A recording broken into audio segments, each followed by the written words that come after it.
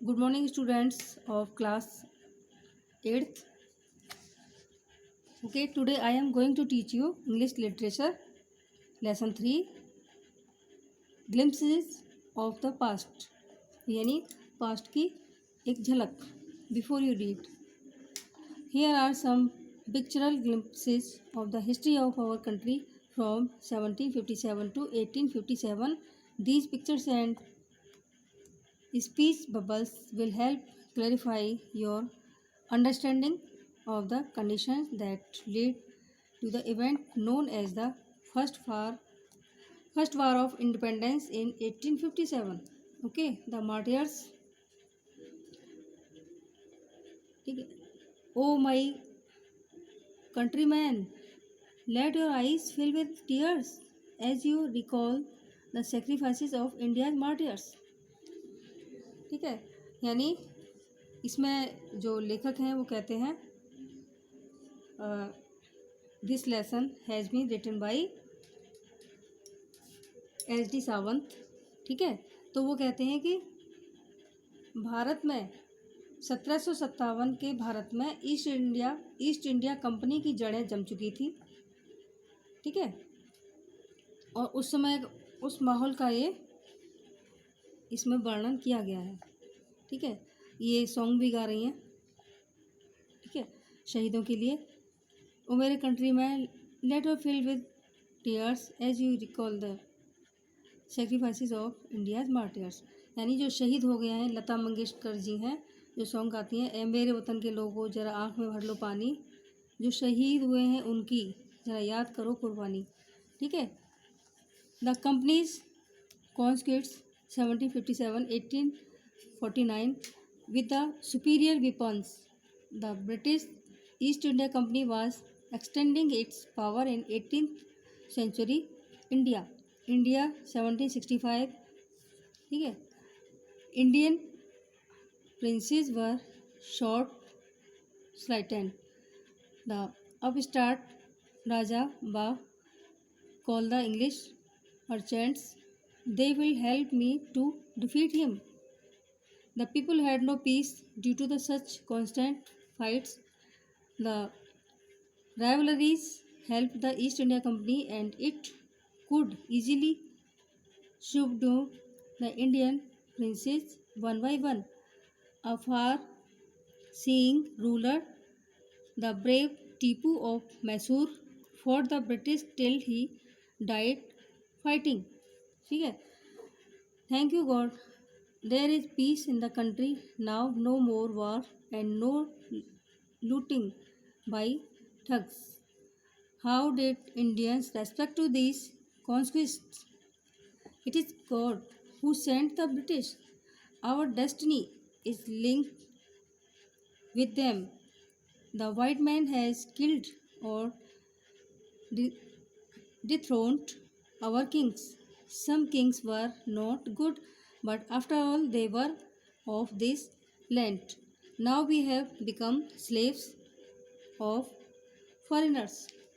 यानी इसमें लेखक जो है वो कहते हैं कि 1757 के भारत में ईस्ट इंडिया कंपनी की जड़ें जम चुकी थी, मजबूत हो गई थी. भारतीय नरेशों, जो भारत में जो सम्राट थे, राजा थे, उनकी उपेक्षा होने लगी थी. उनकी उपेक्षा, उनके पास बेहतर असलहा अस्त्र शस्त्र था. इसके अतिरिक्त तात्कालिक घटनाओं के प्रति भारतीय नरेशों के पास दूरदृष्टि का अभाव था. ठीक है, यानी वो शार्प विजन नहीं थे, दूरदर्शी नहीं थे. भारतीय नरेश एक दूसरे से लड़ रहे थे. प्राय दूसरे नरेशों को हराने के लिए वे अपनी कंपनी की सहायता लेते थे. इससे कंपनी का लाभ हो रहा था. इससे वह एक एक करके आसानी से इन नरेशों को दबा रहे थे. फिर भी मैसूर का जो बहादुर टीपू सुल्तान अंग्रेज़ों से लोहा लेता रहा. अंग्रेज़ों से लड़ता हुआ वह युद्ध में मारा गया.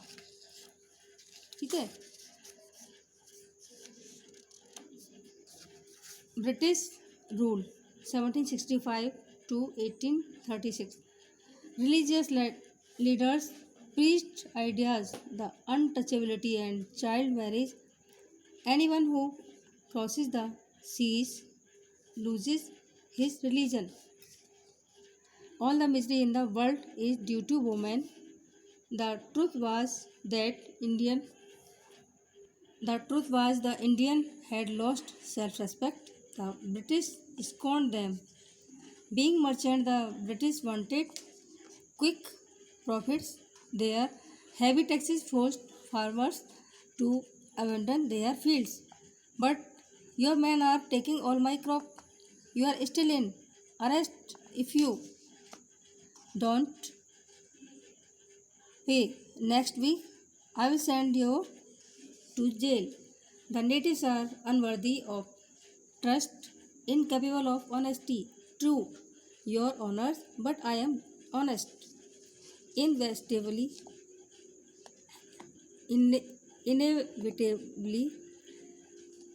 famines followed between 1822 and still the British invented other methods which gave them more profits.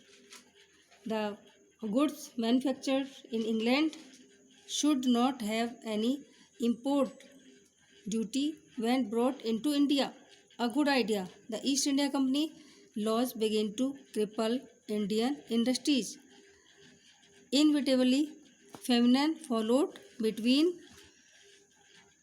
1822 to 1836. 15 lakh Indians died of starvation.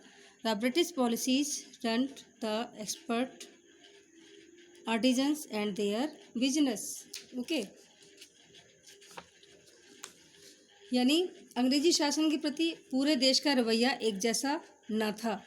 कुछ लोग ऐसे थे जो शांति कायम करने के लिए अंग्रेजों के प्रति आभारी थे।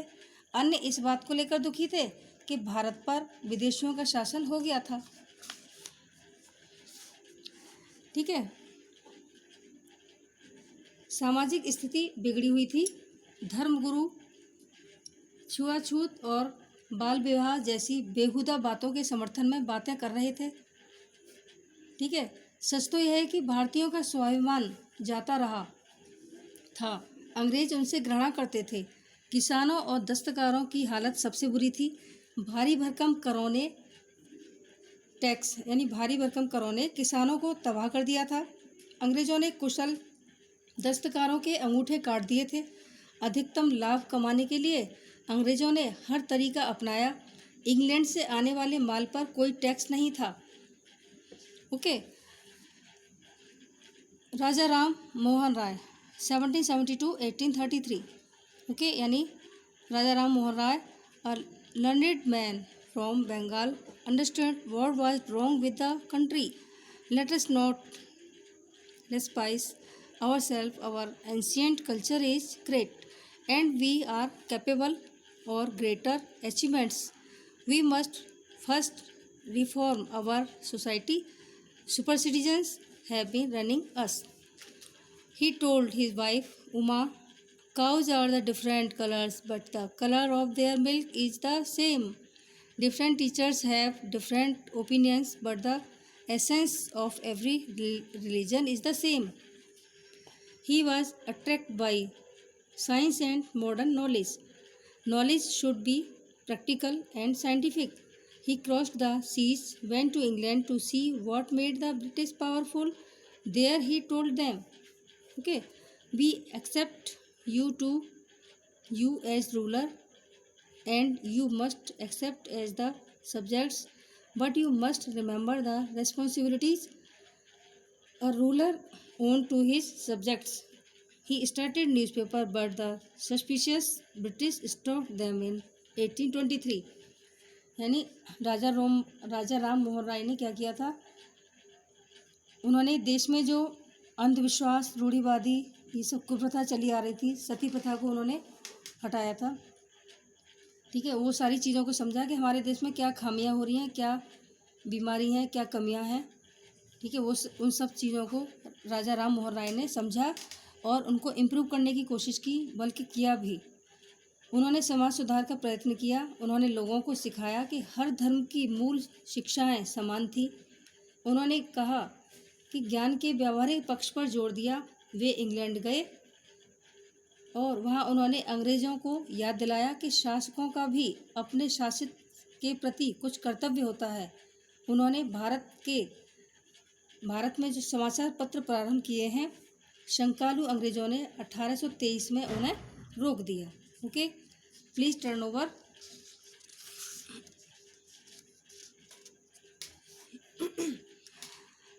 Operation.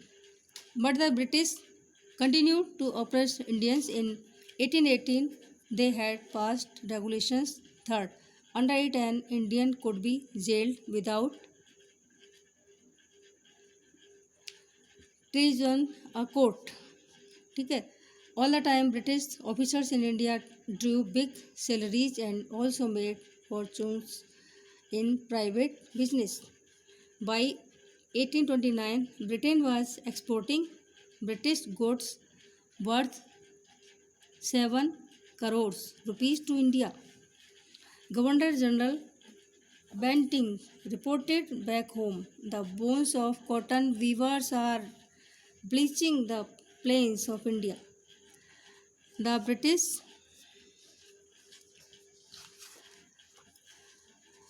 British prospered, the companies loot, while Indian industries begin to die.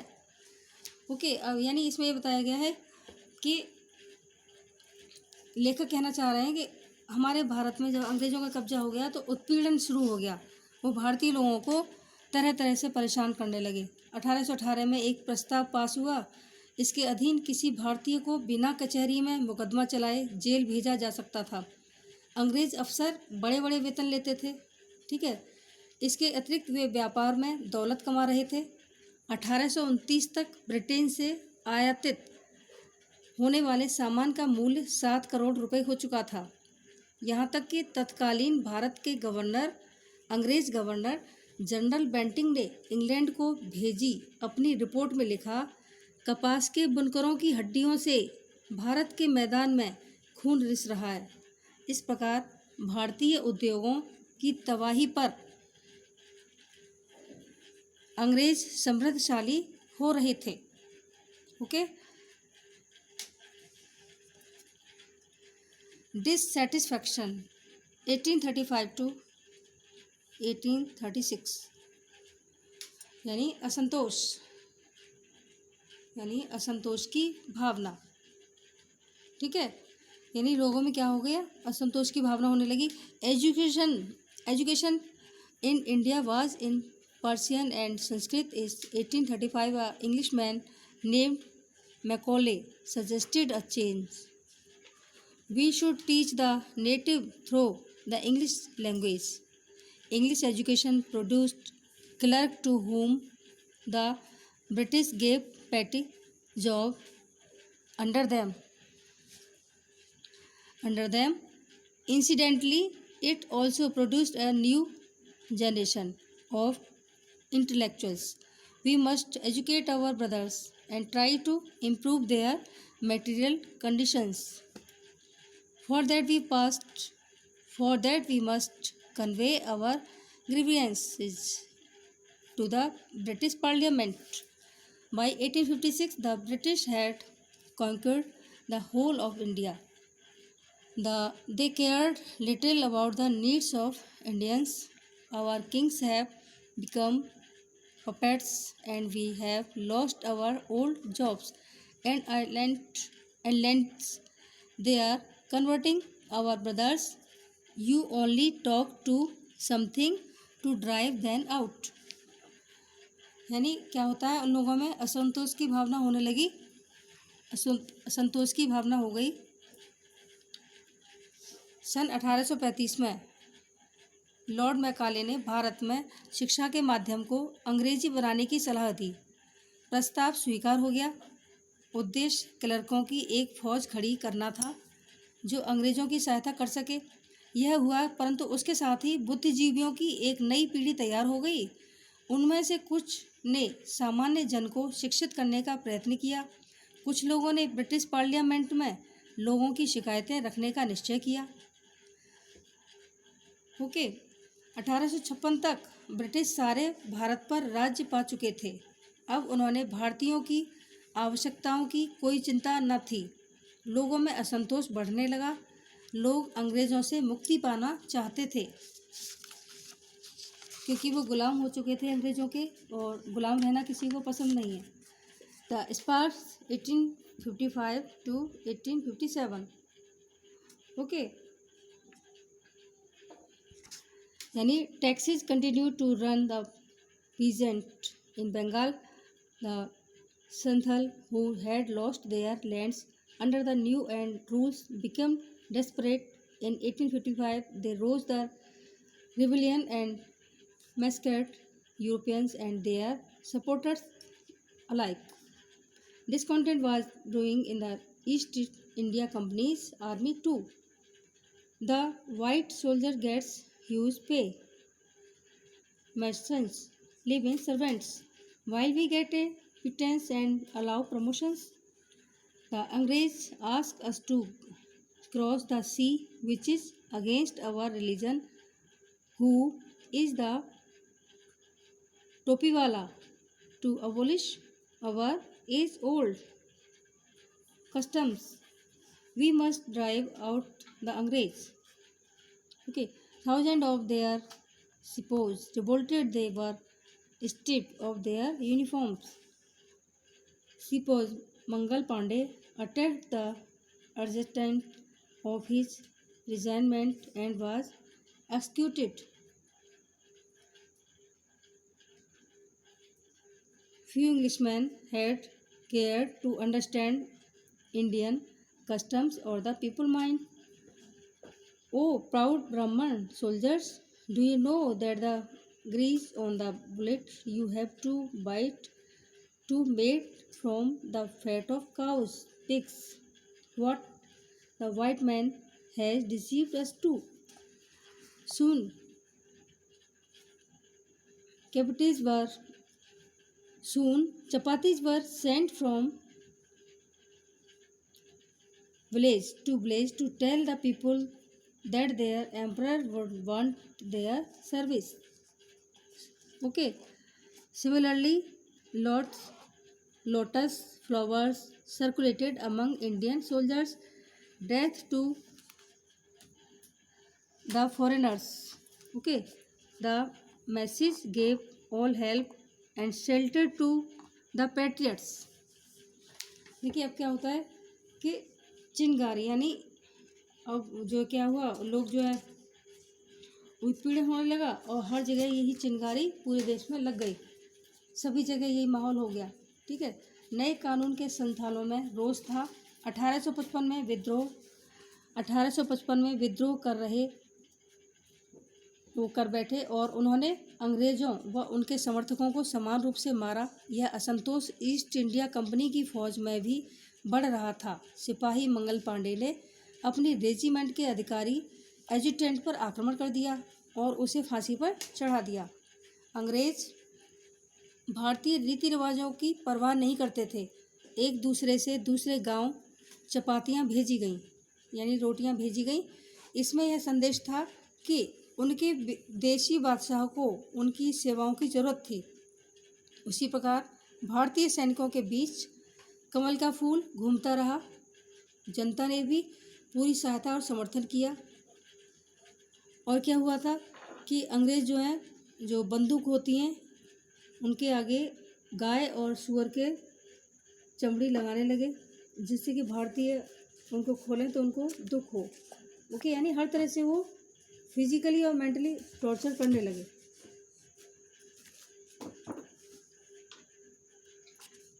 Okay, यानी 1857 का विद्रोह मेरठ में शुरू हुआ। जिन सिपाहियों ने विद्रोह। Number 8, revolt 1857। Then there was a violent outbreak at Meerut. The Sepoy marched to Delhi. Long live our Emperor Bahadur Shah. ठीक है, the rebellion spread wider. Many landlords and lost their lands because of the British policies, and they were sure the white man's rules must end. Yes, we will help you. Okay, यानी 1857 का में विद्रोह शुरू हो गया। विद्रोह मेरठ में शुरू हुआ। जिन सिपाहियों ने विद्रोह किया था वे दिल्ली की ओर बढ़े। फिर वो बहादुर शाह जफर के पक्ष में नारे लगा रहे थे। विद्रोह व्यापक रूप से फैल गया था। बहुत से जमींदार अपनी ज़मीनें खो चुके थे।